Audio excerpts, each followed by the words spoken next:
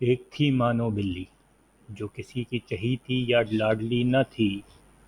اس نے شہر کے ایک کباڑ خانے میں آنکھ کھولی اور پھر اپنی ماں اور دوسرے بہن بھائیوں کے ساتھ مختلف جگہوں کی تبدیلی کے بعد ایک قصاب کی دکان کے پاس گندے نالے پر رہنے لگی۔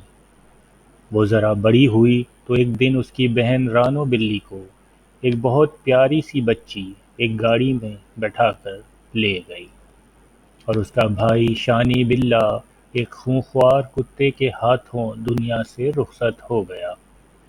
وہ ذرا بڑی ہوئی تو اس کی ماں اسے چھوڑ کر چلی گئی۔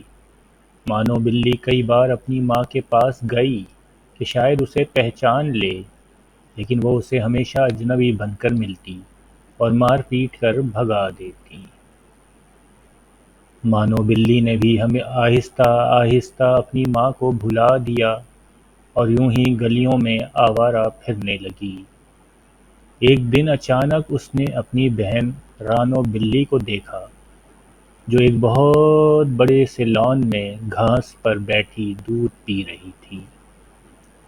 مانو بلی فوراً اس کے پاس آگے بڑھی اور اسے پکارا، لیکن اس نے بھی بہن کو پہچاننے سے انکار کر دیا اور اسے اپنے گھر سے نکال دیا۔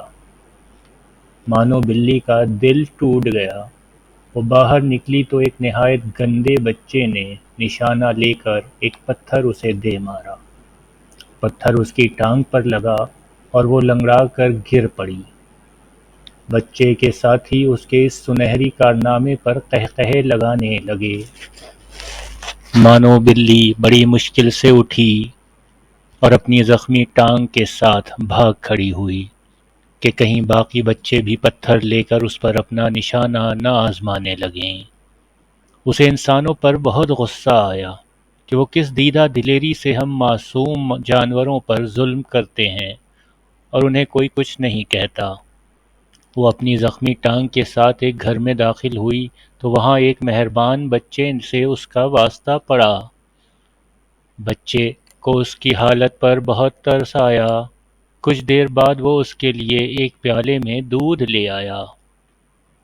مانو بلی پہلے تو جھجکی، اسے بھوک بھی زوروں کی لگی ہوئی تھی۔ اس نے بچے کی طرف دیکھا جو دور جا کر کھڑا ہوا تھا۔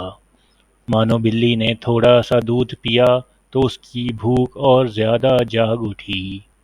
اس نے جلدی سارا دودھ پی لیا اور لیٹ گئی۔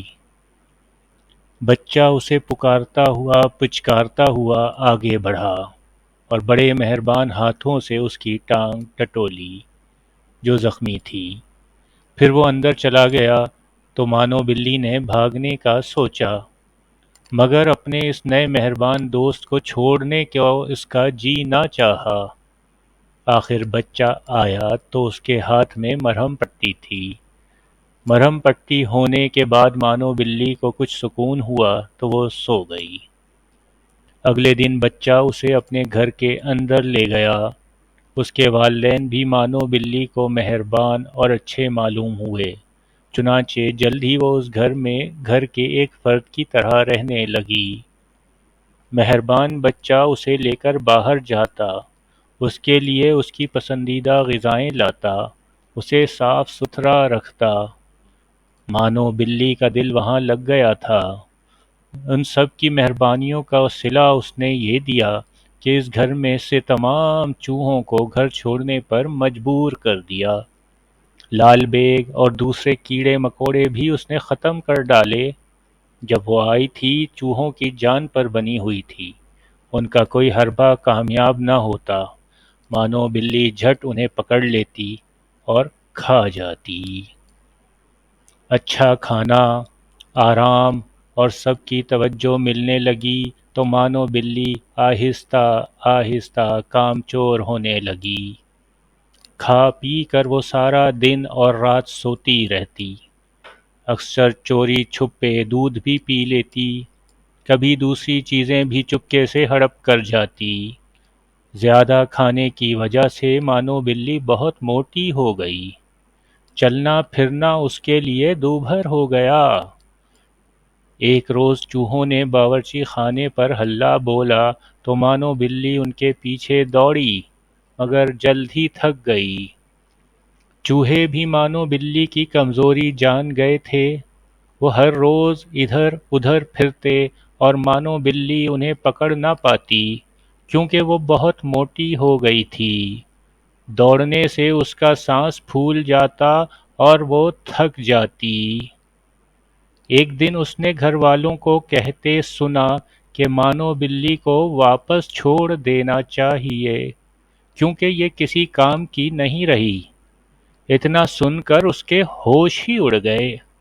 اسے اپنی آوارہ گردی اور غریبی کے دن یاد آ گئے۔ اسے انسانوں کی خود غرضی پر غصہ آیا، لیکن قصور تو اس کا اپنا ہی تھا۔ چنانچہ اگلے دن اس نے زیادہ کھانا پینا چھوڑ دیا اور باقاعدگی سے روزانہ دوڑنا، بھاگنا، ورزش کرنا شروع کر دی۔ سستی کاہلی چھوڑ کر کام کو اپنا لیا، اور پھر جلد ہی وہ دوبارہ چوہوں کے لیے خطرے کا نشان اور گھر والوں کی آنکھ کا تارا بن گئی۔